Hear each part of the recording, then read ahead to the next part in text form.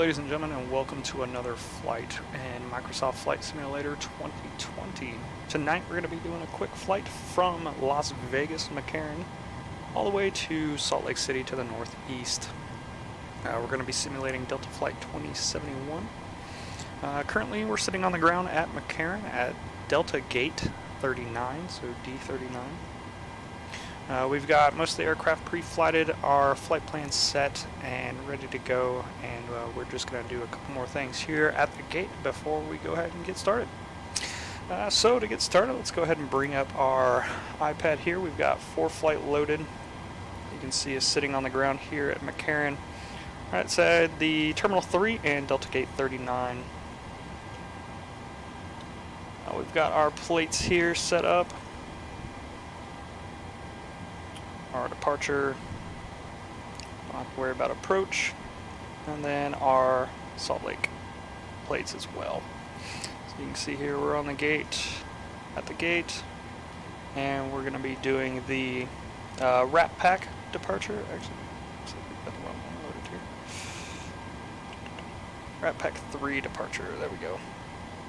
Now we're all squared away. Alright, and from there we're going to be going to the Milford VOR.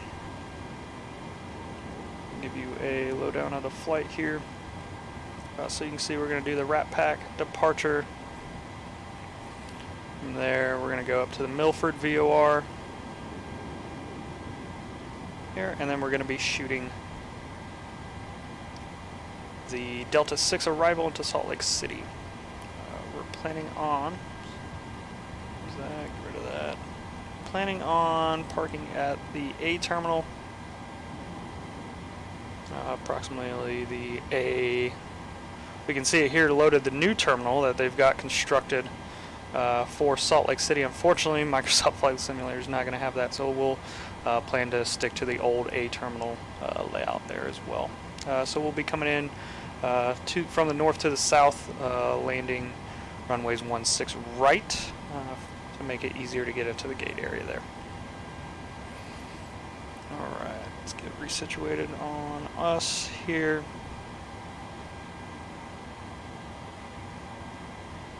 And for now we can go ahead and just get rid of our iPad. Alright, so let's go through the last little bit of pre-flight. And as a reminder, with all my videos, I am not a professional pilot. This is just something I like to do in my free time. So you're going to see mistakes, you're going to see me make errors, you're going to see me do things probably not standard to most aircraft or flight operations. But we're here to have fun, so let's go ahead and get started. Looking through our pre-flight here, everything's set up how I normally like to have it. I'll go ahead and turn one fuel pump on as we get ready to start our APU. Going back down, you can see that we're still on ground power. We can go ahead and select our battery bus to make sure that we're good there, and we're going to go to amps from our ground power. But we'll go ahead and start our APU and see that our AGTs come alive. I'm going to keep going through our pre-flight here down through the center. Everything's on how I like it, and then we'll go ahead and turn our pitot heats on.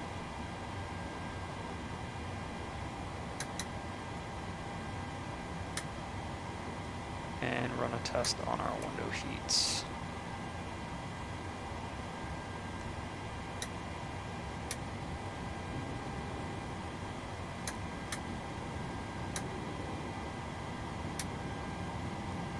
Okay, from there we're going to go through, we'll go ahead and turn electrical pumps on. Go ahead and turn our to auto, and our APU bleeds on.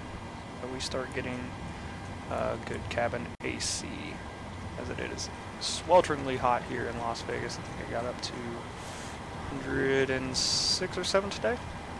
Definitely want some good AC. We'll set our our climb altitude up to flight level 350. That's where we'll be cruising at today.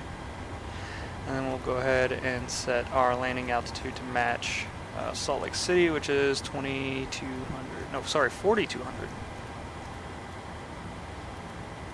Nice high altitude airports. There we go. 4,200 is set. From there, it is dark out, so we'll go ahead and turn our low lights on, leave everything else off. By now we should have good AP. So go ahead and swap over. And we'll go ahead and let ground know that they can release the ground power. So let them know. Alright, other than that, our MCP panels all pre-flighted. We've got our initial V2 speed set in, our runway heading 426 left for departure, our initial climb altitude. Since we were not going to be utilizing native ATC or VATSIM ATC, we're just going to go ahead and set our cruise altitude as our climb. Give us less work to do on the back end. We'll go ahead and reset our RTO on our parking brake. Looking at our panel here, all good to go, and set on our local altimeter setting 280. Go ahead and turn traffic on our side, although we do have our TCAS turned off currently as we're sitting at the gate. Cool, pre-flight's all good to go, so we'll go ahead and say that our passengers have been loaded up as well. So we'll go ahead and have them pull the carts and baggage loaders. The aircraft.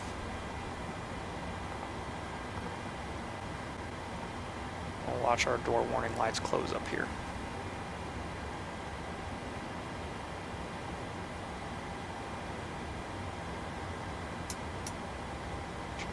Engines, IPU.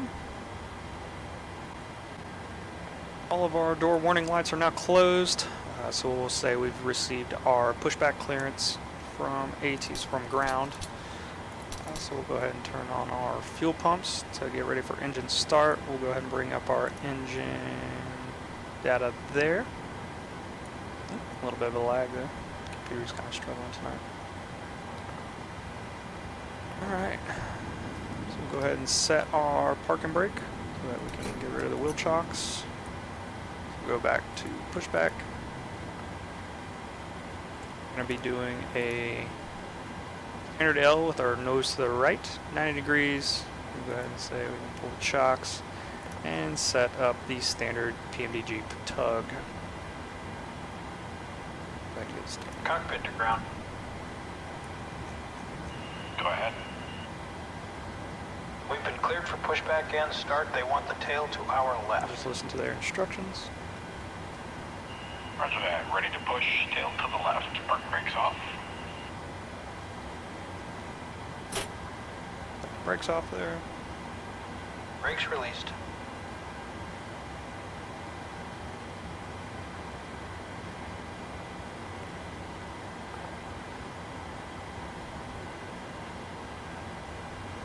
Brakes released. Here we go.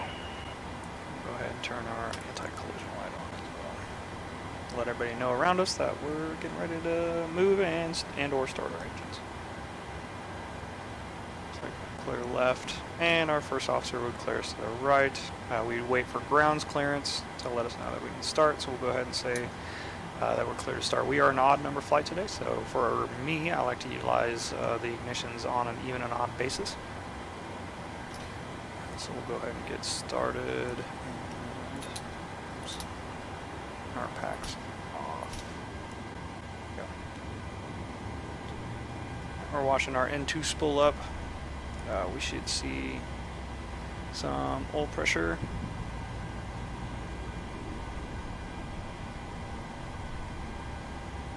At 25%, we'll go ahead and introduce fuel.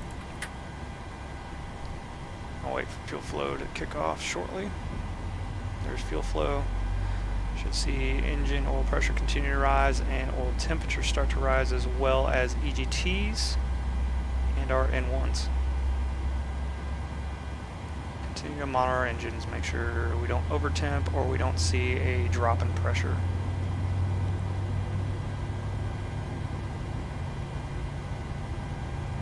At 55, complete. Park brake, please. At 55% into, we should hear the starter kick off. Brake set. There we go. Alright, we're at 60. Our starter's kicked off. Good to go there. steering pin is pulled. Watch for the salute and release from guidance on your right. Have a good flight. Alright, thanks, ground. And we'll go ahead and start our left engine, number 1 now. Again, looking for N2 to rise, and oil pressure come up as well. There we go.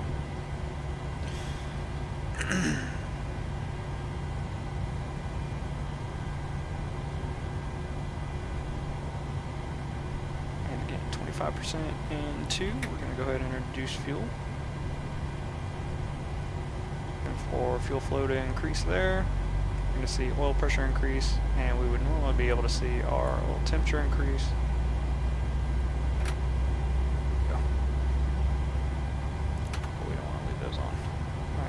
For N1s and EGTs to rise as well.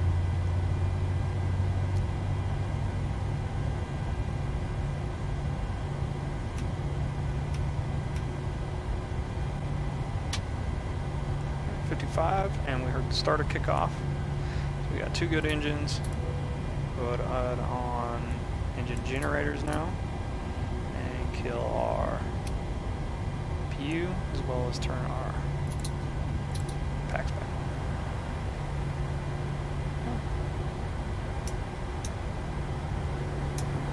Make sure we got good engine generators set there. Alright, for now, we can go ahead and set flaps 5. Again, unfortunately, I don't have the Boeing onboard performance tool, which kind of tells us how to configure our aircraft for V-speeds as well as trims and flap settings and engine power settings for takeoff based on our gross weight. So basically, I just kind of do my best guess, honestly, until at least until PMDG releases their in-flight tablet. That's going to be coming out hopefully soon. We'll be able to kind of utilize that as a way to determine. From here, we can go ahead and set our trim to 5.6.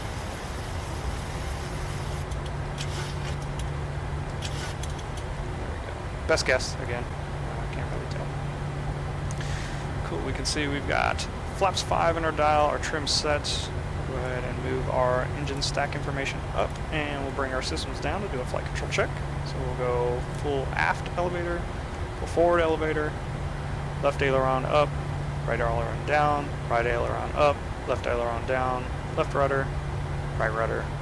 And we can see the corresponding quantities and pressures change in our hydraulic system, showing that we've got good system. Go ahead and blank out our center display. We've got our engine started, so we'll go ahead and hack our start clock. And we are ready for taxi. So we're all set there. Checking everything last time. Go ahead and turn taxi lights on. It's going to be a fairly easy taxi for us today. We'll go ahead and bring up our iPad again. So again, we're sitting over here at the ramp. We're going to be taxiing via Charlie Romeo, crossing 26 right to 26 left. And let's go ahead and get started. Kick off on the brakes. And give it a little bit of power.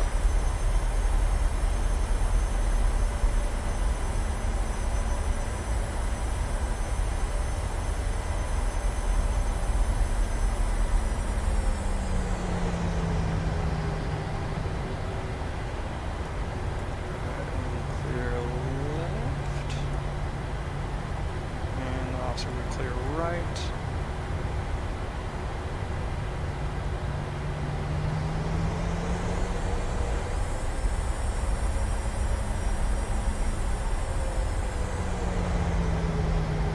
We're going to go ahead and try to maintain our taxiway center line as best as possible.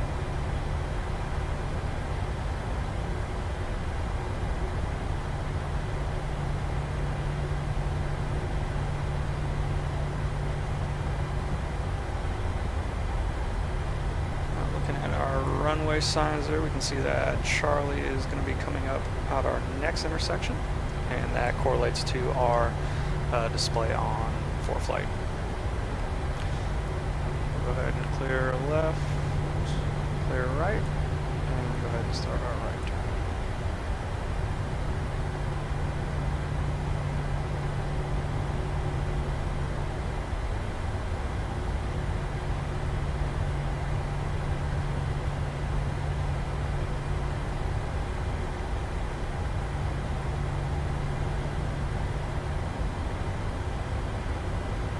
So what are your guys' thoughts on the new Microsoft Flight Simulator 2024 coming out? I know they announced it, and it kind of caused a little bit of an uproar within the flight sim community.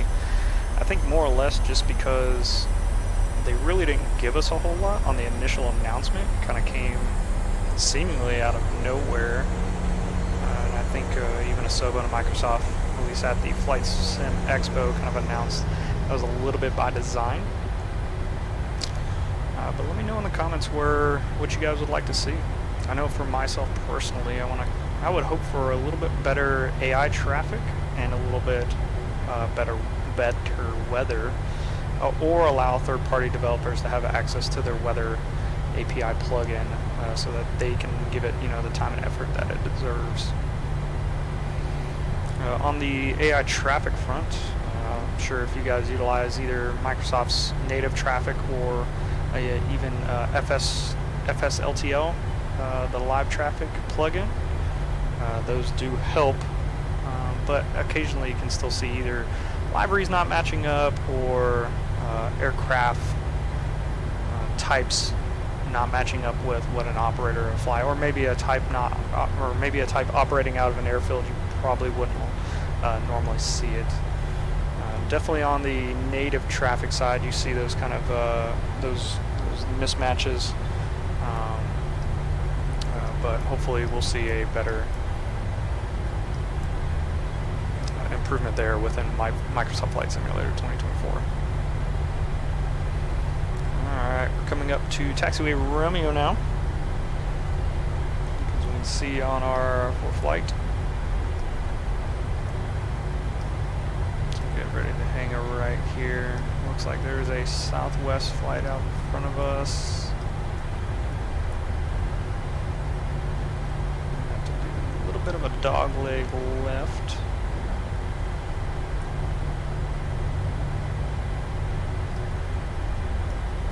Come up with 26 right. Quiet and hold short. Just make sure we're not going to, because we're not talking to air traffic control.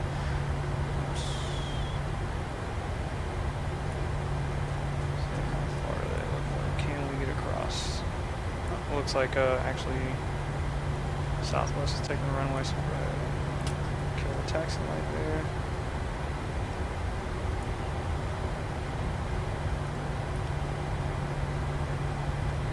I'll wait for them to depart.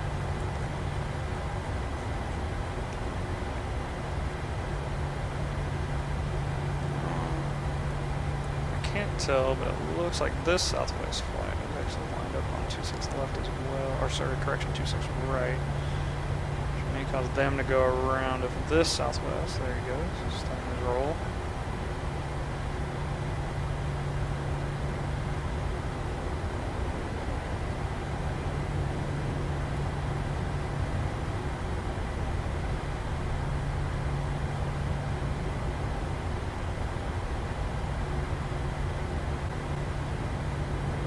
Yep, he's on the go, so we'll go ahead and take this opportunity to scoot across real quick.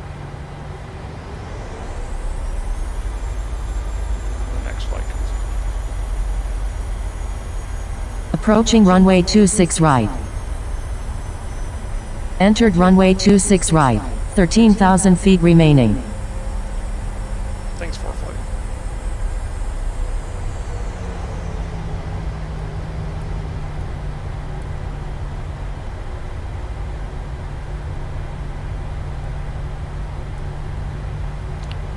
That flight's definitely lined up for 26 right. Looks like we've only got one on the runway.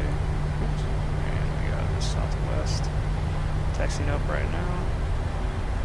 So we're cleared onto the runway. We'll go ahead and turn our strobes on. We'll say we've gotten clearance from... Approaching runway 26 left. We got our clearance from air traffic Entered control. runway 26 left. 10,400 feet remaining. Kick that one.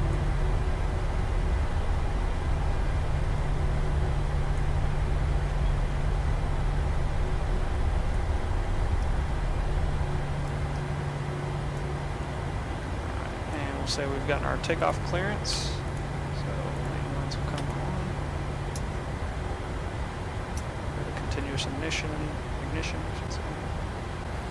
Alright, throttles up to 50%. Make sure they spool up evenly. No erroneous engine indications, and toga.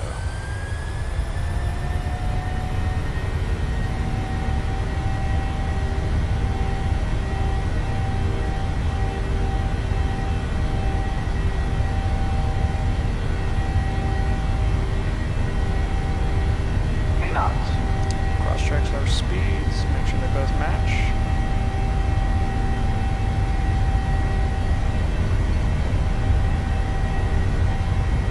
E1. Rotate. Nice smooth rotation. Positive rate of climb. And we'll call for gear up for our first lap speed. Set gear up and we'll match our flight path.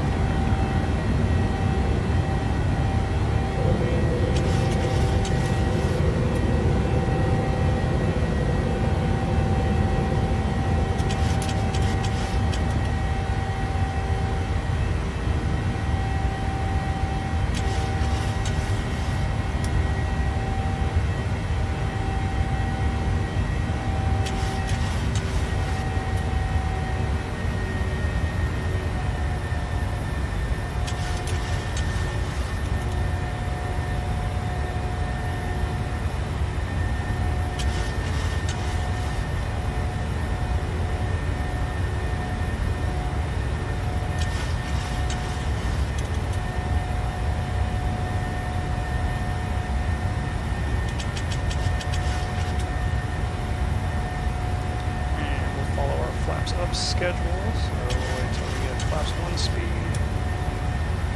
And we'll go ahead and call for flaps up.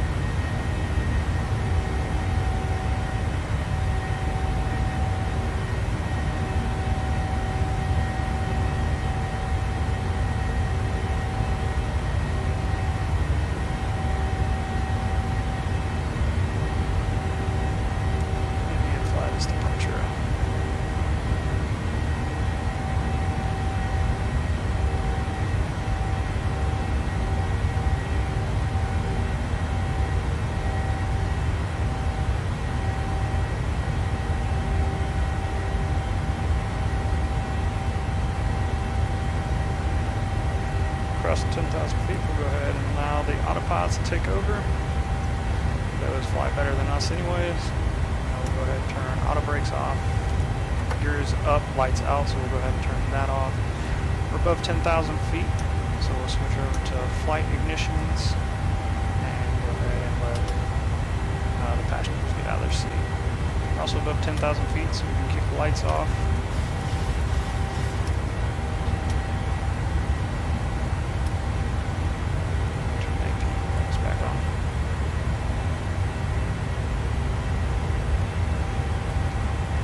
to settle in here. Zoom out on flight display there. And we'll swap over to the progress page as well. On the iPad, we'll go ahead and look up a couple things while we're continuing our departure.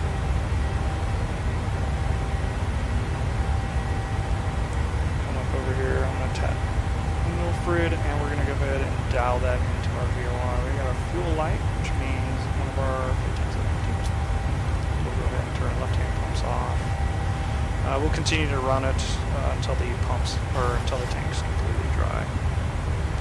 In our VOR down here, we'll go ahead and type in Milford on the right-hand side. So we'll go 112.1, 2.1. Swap that up. And then on our displays, we should start seeing Milford. Right now, it's only showing the initial, and then after it pings the correct radio signal, then we should get the designation for Milford as well.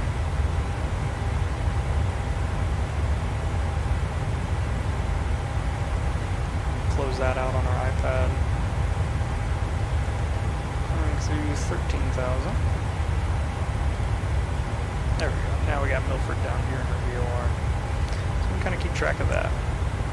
We'll also go ahead and start planning out our arrival, since this is a fairly short flight.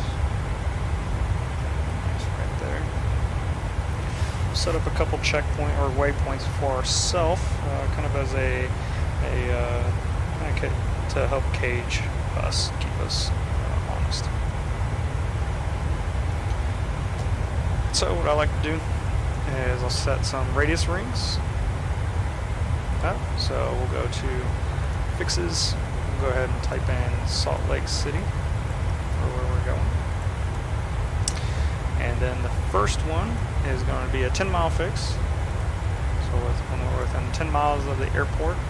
The next one is going to be where I expect to probably start a descent. Now, this has a bunch of different factors. This is a rough WAG, if you will, and it's based on our cruise altitude. So what I'm going to set for this one is 11.2. Let's see if it'll actually take the decimal. Actually, I'm sorry, 11.6, since we're at 35,000 feet. It's basically a 3 to 1. It'll even take it. Yep, it rounds it up to 12 for us. That's fine. And then we'll go ahead and set a 50 nautical mile ring as well. Climbing through transition altitude. Sweet. There's 17.3. There's our other fuel light, which means our other fuel pump is sucking air, which means the tank is completely dry. So we can see our center tank now is zeroed out. Oh, there's 18,000 feet. We can go ahead and hit standard altimeter as we continue our climb up.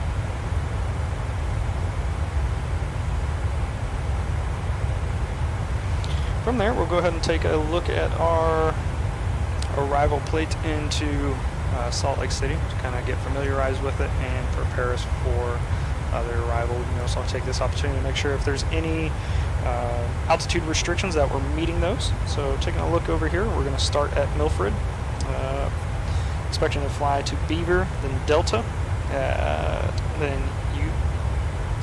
Unita. Then we got Frenzy, and we're expecting Frenzy at 15,000, so let's go ahead and double check that waypoint.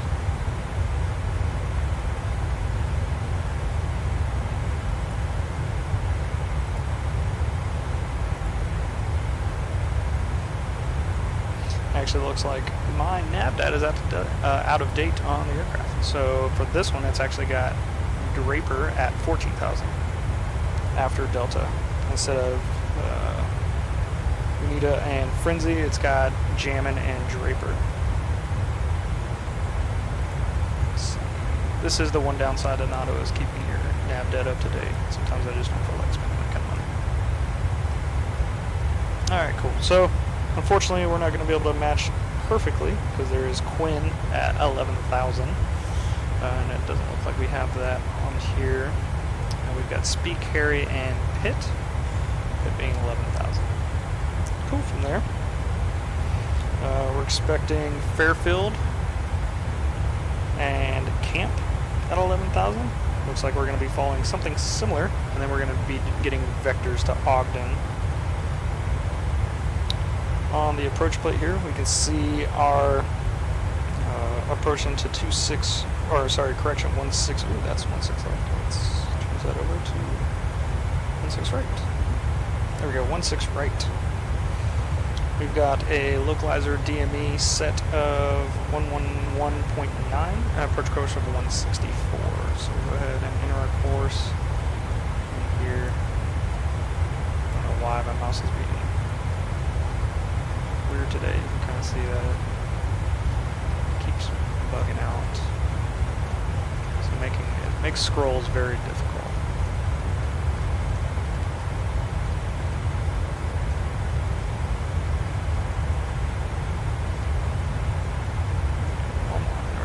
Set that both on both sides.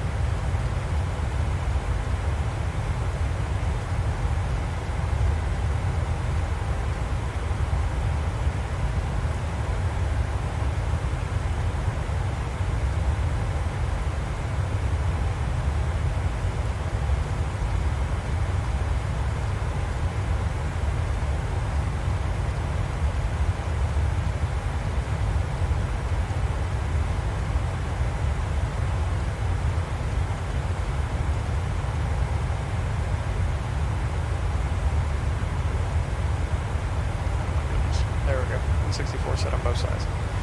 Alright, we'll go ahead and rematch our current heading to our heading bug to our current heading. Just in case we need to kick off our navigation and go back to just a generic autopilot.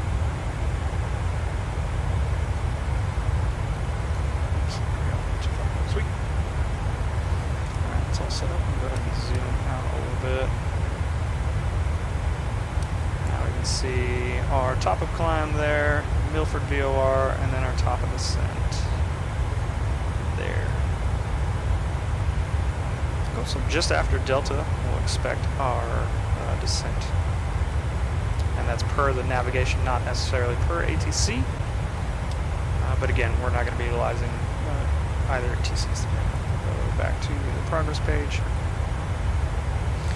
Cool, and then we can go ahead and dial up our ILS information. So bring the ILS down, set up 11.9.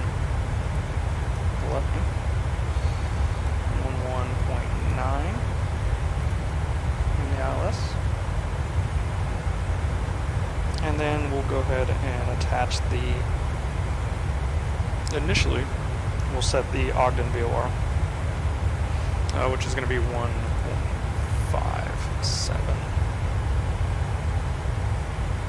So we'll set the Ogden VOR on the left side, and we've got the Milford VOR on the right. Alright, for now, we can go ahead and get rid of our iPad again, and we're just going to be cruising in flight.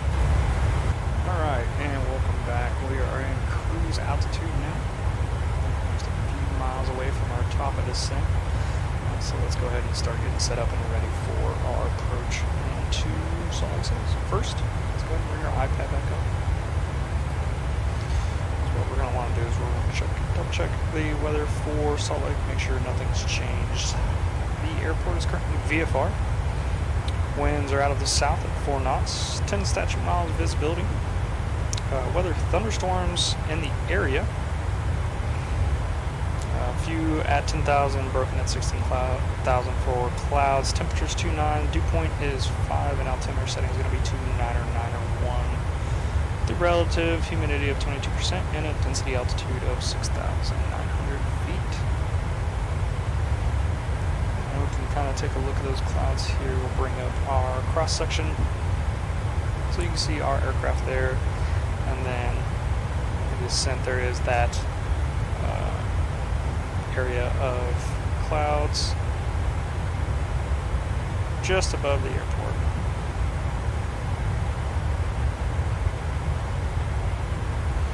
Cool. As we get ready, we'll go ahead and set our initial altitude for one of the level off points. So as we looked earlier, one of our main level off points was 11,000 feet, so we'll go ahead and get that dialed in. Mouse would play along tonight.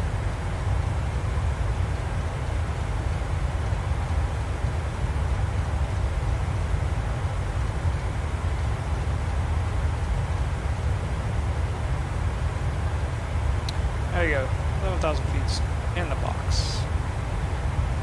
We're getting ready, we are just now passing Delta. And we should start a left-hand turn here momentarily. For our VORs and everything, we can go ahead and dial up the next one closest to Salt Lake City.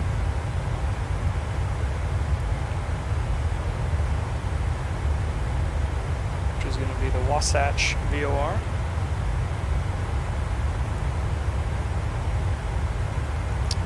It's going to be 116.8.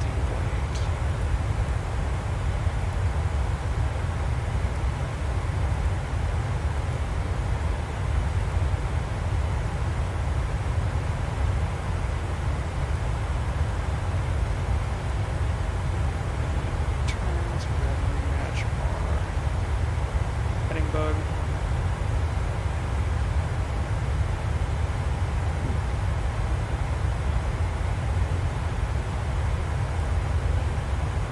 See, we're receiving the Wasatch VOR. We'll go ahead and minimize our iPad for now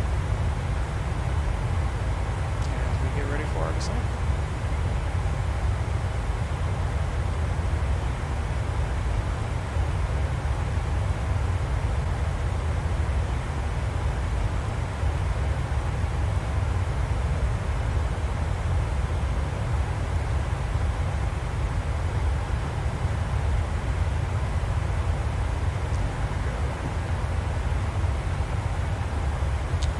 We have started our descent into Salt Lake City. Now, let's get set up. Again, we don't have the Boeing onboard performance tool, so we always have to use our best guess at where we want our flaps and airspeeds to be. For today, we'll go ahead with a flat 30 setting. We have a fairly long runway at Salt Lake for 16 right. We're going to be coming down, attempting to get off the runway at either the Alpha 5 or Alpha 4 turn-off points. I'll bring that up for you so you can see that there. So we're going to be trying to get off there because that gets us close to Terminal Alpha, which is where we're going to be going. Again, more than likely, the Microsoft Flight Center hasn't updated to reflect the new changes to the terminal there at Salt Lake City. But that's not a big deal for us.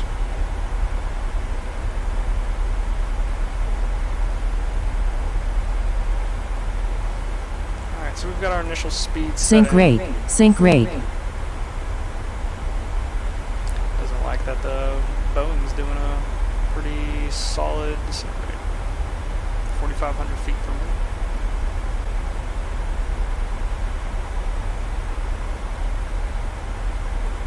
We'll also go ahead and set up our auto brakes. We'll set 2 for now.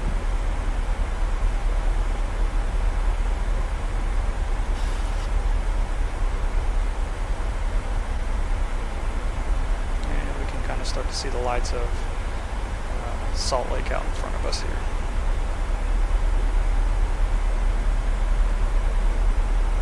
We do need to keep in mind the terrain in and around Salt Lake, so we'll go ahead and bring up our terrain graphic as well on our side, so we can kind of keep an eye on our peaks.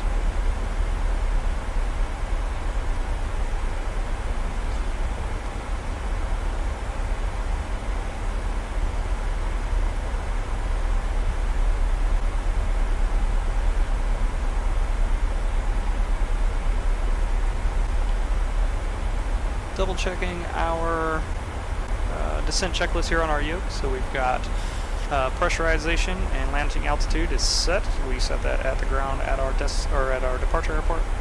Recall, we can go ahead and check that. No new warnings or cautions have populated. Auto brakes are set to 2. VREF data is set with our landing speed at about 133 knots. And then approach briefing complete.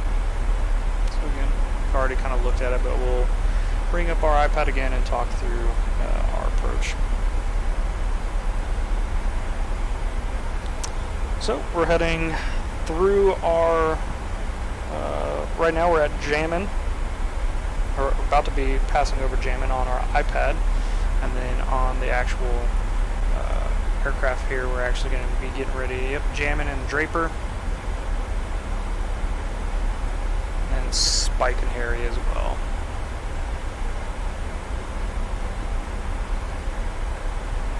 Cool. And then from there we're going to keep going out until Ogden, and we were going to have vectors from to Ogden from our waypoint from Roy.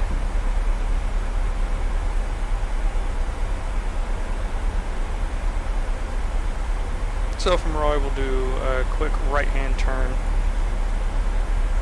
As you can see here, we got Roy right next to it. We'll do a right hand turn from Ogden and then shoot the approach into 16 right. The approach into 16 right from Ogden, we're expecting 9,000 and an initial heading of 137. We'll intercept the initial approach fix of rough, expecting a course of 164 degrees. From there we'll pass Euphemy, Beehive, Class Bravo below in 22.1 miles. Thanks, ForeFlight.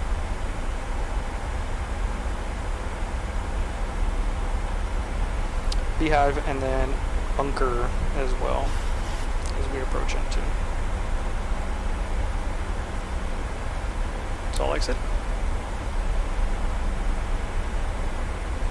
So for now, normally, if I was under ATC control, this vector area I'd allow to remain. That way we could actually pass over or at the behest of air traffic control. But since we know we're not going to get vectors this time around, we'll go ahead and just auto input Ogden from Roy. Our next altitude check is going to be 9,000 feet. You can see there. So we'll go ahead and dial that up. Transition altitude. Nearest altimeter, 2999. Like we talked about in our airport, the actual altimeter for Salt Lake, at least according to real world weather, is 29901. So we'll go ahead and set that. And since it's only one off of standard altimeter, we won't see too much of a difference in our altitude currently. So 29901 set. You can start to see more of the lights of Salt Lake coming to view now. And we'll go ahead and get rid of our iPad again.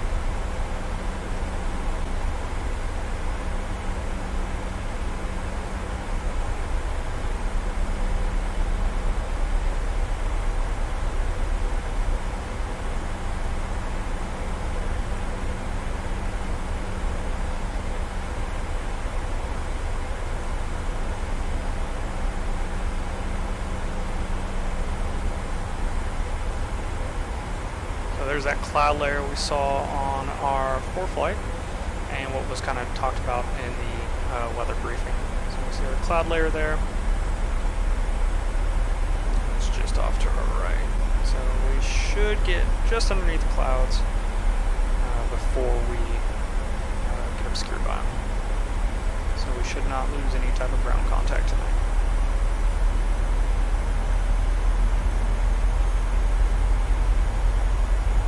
That may actually be hard for you guys to tell.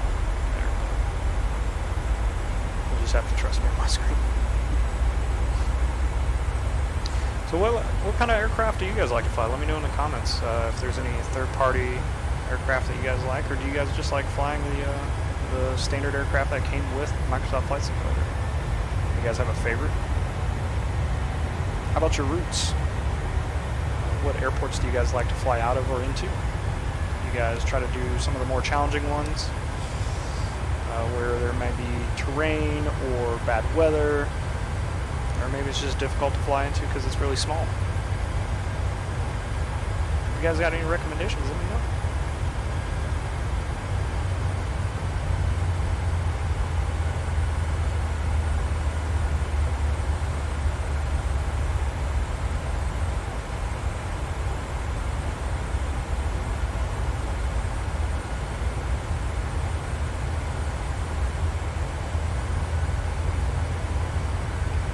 Coming over Spike.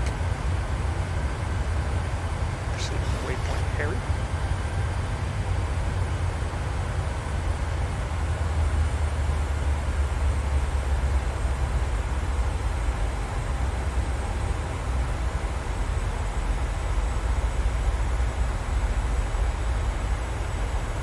We have the Ogden VOR populated now. You can see our display down here.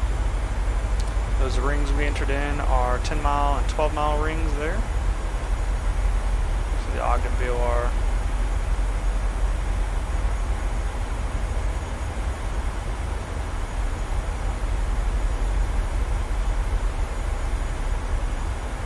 And the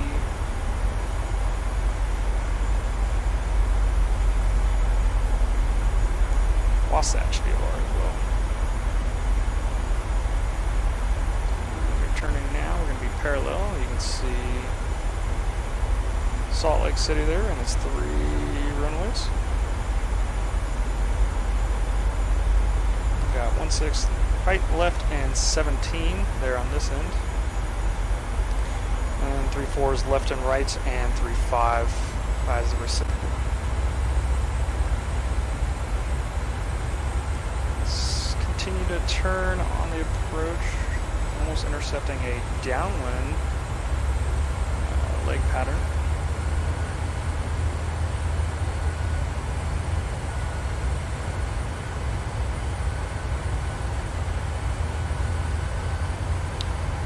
And since we've got Ogden pointed out in front of us, we'll go ahead and switch over to the ILS. Have that loaded up. And ready to go.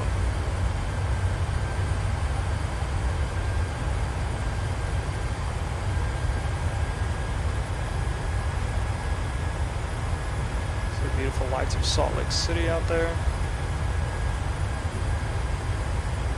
Just underneath that hazy layer of clouds.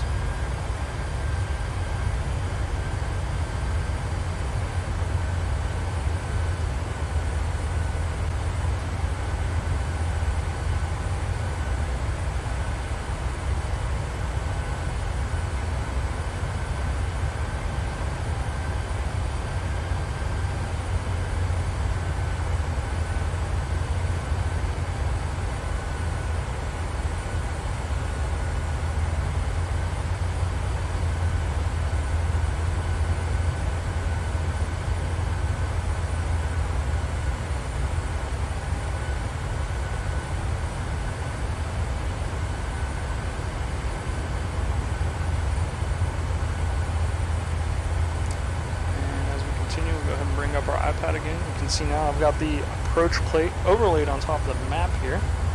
So you can see where we're at. Just starting to fly out over Salt Lake, the actual lake, before we start our turn inbound to the ILS 16 right.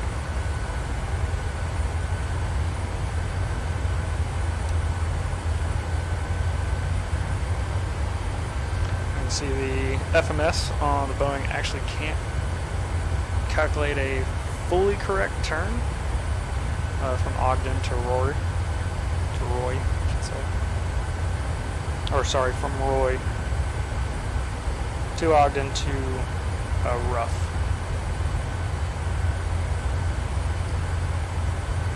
See that a little bit as soon as this comes up. Alright, getting below 10,000 feet. Go ahead and turn our turn-offs on. Save us some time. We'll go ahead and turn taxi light on.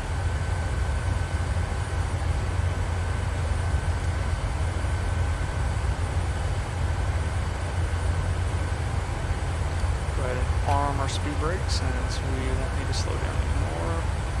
Shouldn't need to slow down anymore, I should say.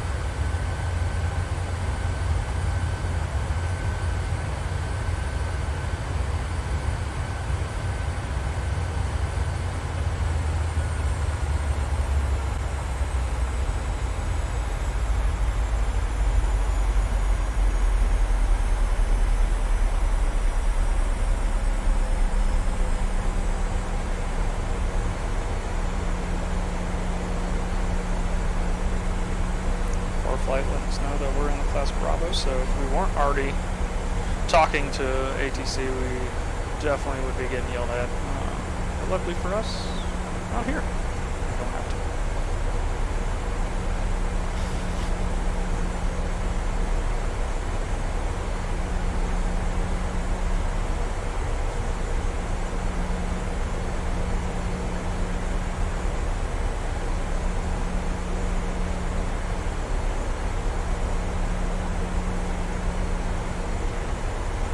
Now when I was talking about how FMS is actually not able to calculate a procedural turn, if you will, to get us from Ogden to Roof.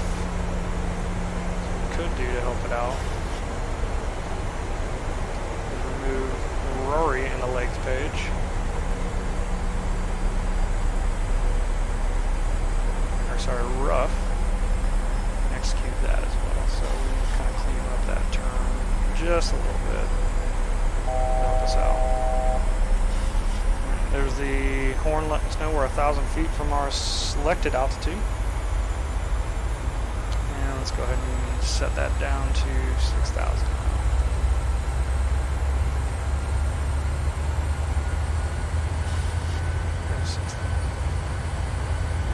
Continue our descent as necessary. See, we are receiving the ILS information, which matches that. We're looking for IUAT, and we've got that on our flight display. Sorry, that's probably blocked by the iPad there. Cool, so we're receiving the correct ILS information, so we know we've got the right one assigned.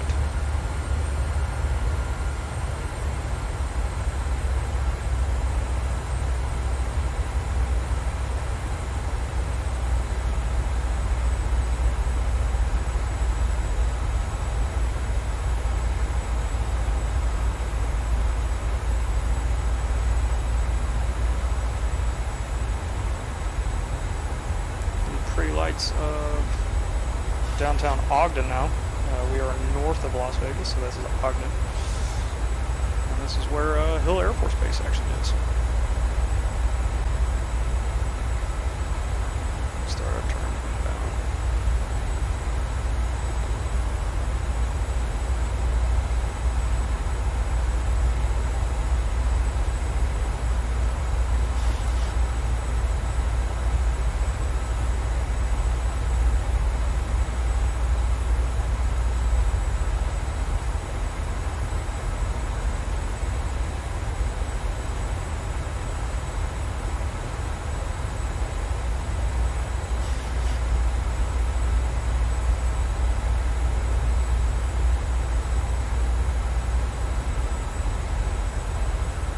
See downtown Ogden coming in front of us now.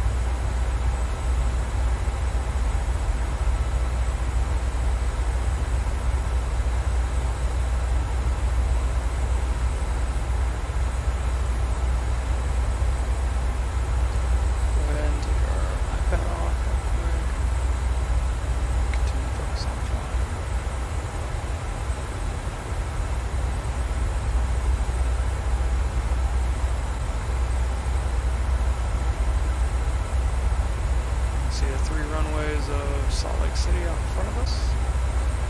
Visual contact. Jump there.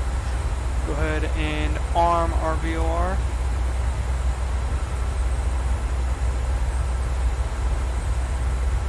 And reset our heading march.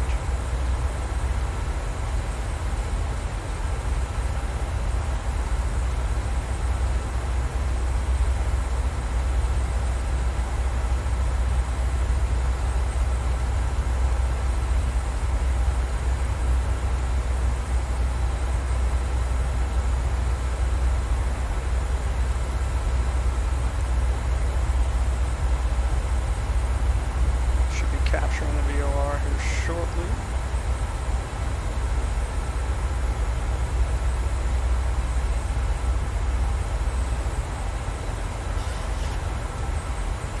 VOR is captured. And now we're just waiting on our glide slope. We're 22 miles out, so we probably got a little long. Should be capturing the glide slope just about 7.5 miles out at roughly 6,000 feet, according to the approach blade. Here's our glide slope.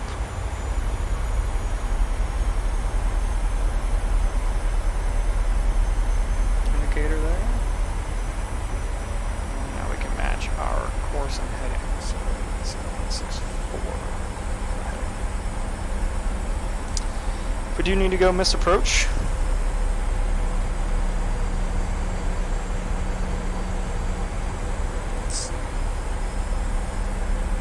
misapproach will be straight ahead to a straight ahead climb to 4,800 feet, and then a climbing right turn heading 300 up to 8,000 feet to intercept the Wasatch VOR radial 249, and then we're going to go to Stacko and hold at Stacko. We have to go mist. Luckily today, I don't think we can do that.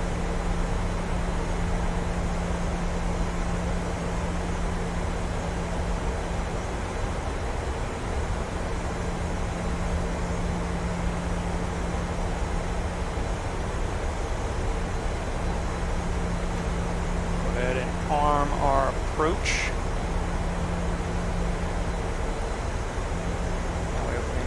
Slope just a little bit early. We'll have to overshoot, overcorrect, I should say.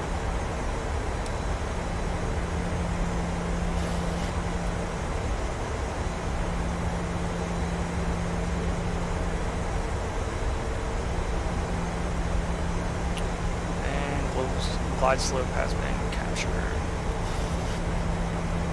Continue our approach, and we'll go ahead and reduce our speed.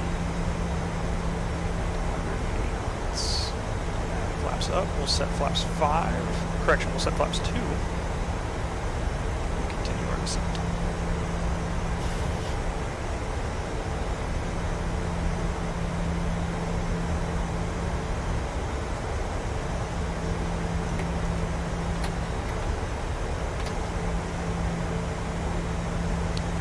Bug for flaps 2 speed, those come down.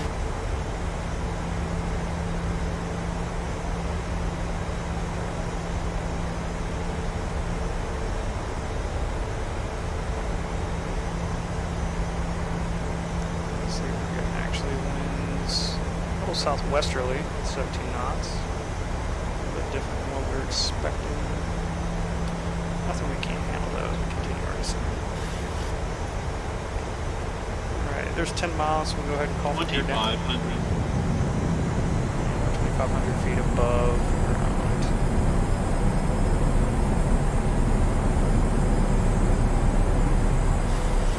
So we've got our landing clearance, so we'll go ahead and turn our lights on.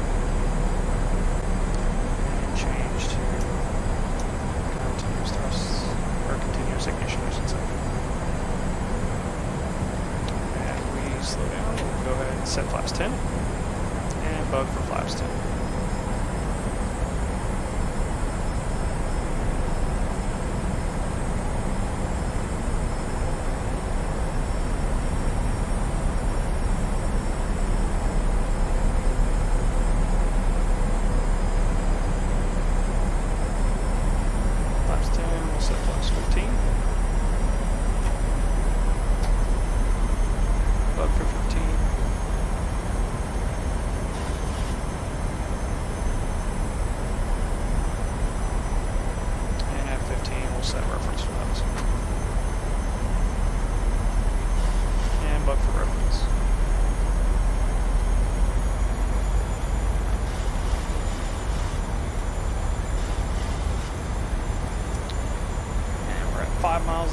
So I'll set throttle to match. Attempt. 1,000. Quick, I get this done. 2 mile final runway 16 right. Take that off.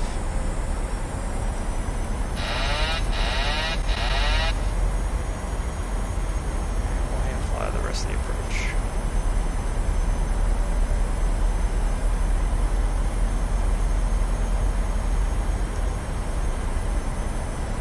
Glide slow.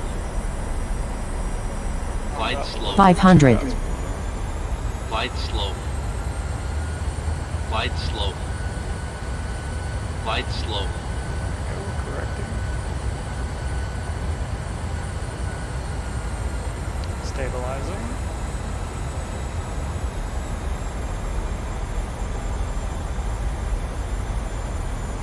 A little bit of variable winds here.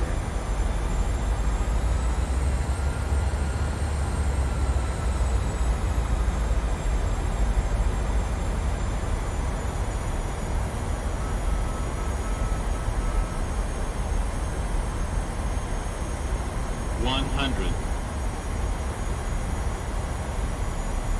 50, 40, 30, 20, 10.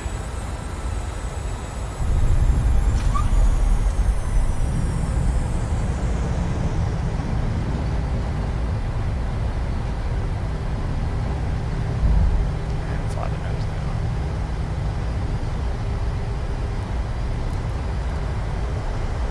Reverse.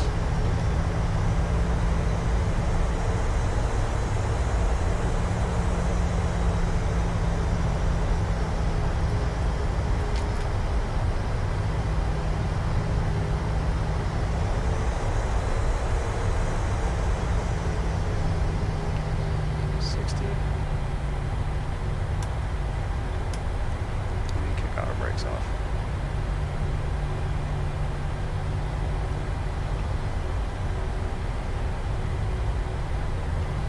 Fixing the runway, we'll go flaps up. And landing lights off. Ignition off. And strobes off.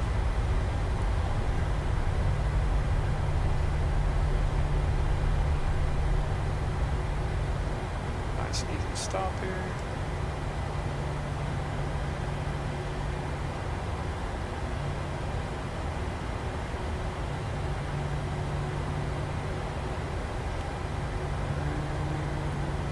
Bring up our iPad.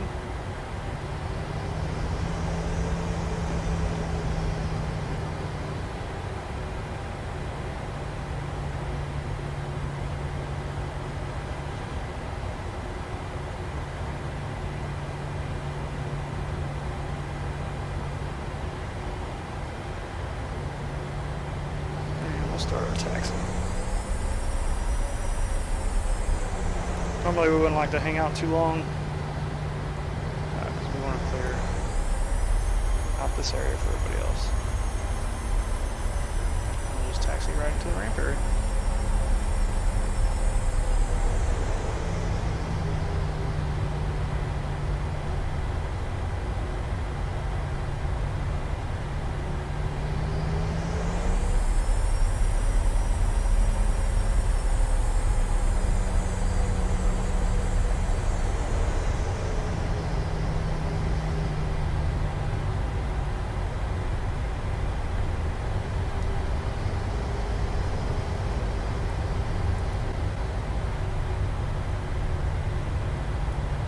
To the south side of the Alpha terminal.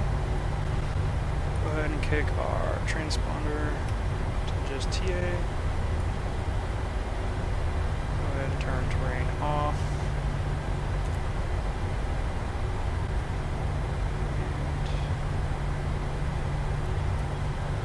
And tractor speed brake.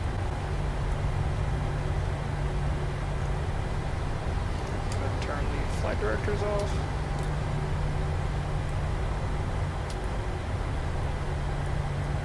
Set our speed down to 100.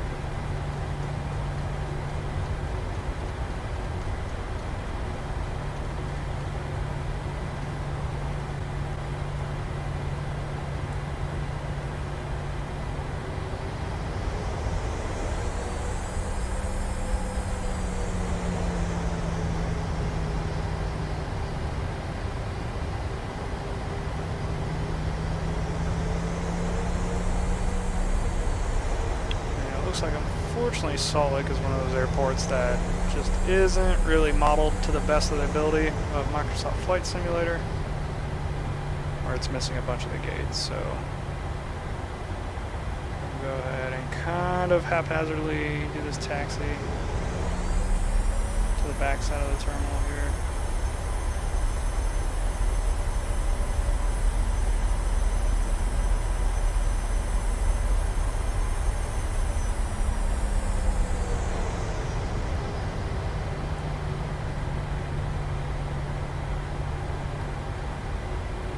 Try to find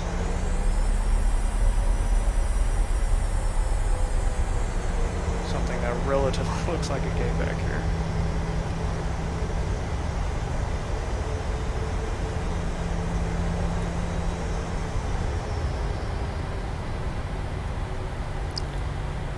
And we're close enough to our gate, so we'll go ahead and start the APU so that it'll be ready once we pull up. Shut down engines.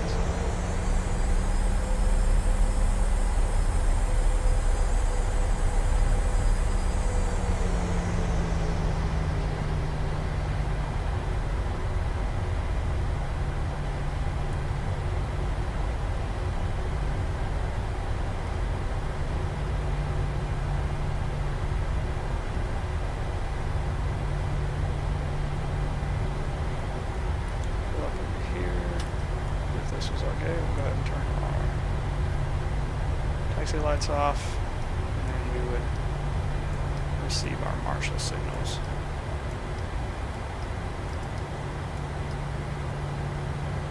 Our ground personnel. Set the parking brake and select APU Gen and kill the engines.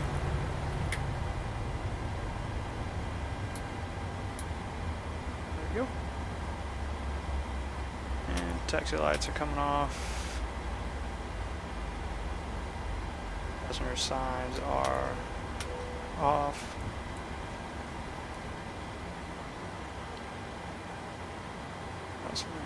We can go ahead and turn 3 of the fuel pumps off. Back to APU Gen. Rope beeps can come off. Electrical on for now. Good pressure there. All good. Double check our engines. Once we get below 5% N2, we can turn anti-collision off. There's 5%, so anti-collision can come off. And turn this off. Alright, and that's the flight, ladies and gentlemen. Let me know what you thought. How'd you like it? What you liked, what you didn't like. If you did like it, feel free to leave a comment. Feel free to leave a like. And if you want to see more of these videos, go ahead and subscribe. If you don't, oh well. And then also let me know what you guys like to do in the simulator. What would you like to see me try to fly? If there's any special airports that you guys like, just let me know. Alright, hope you guys have a great day.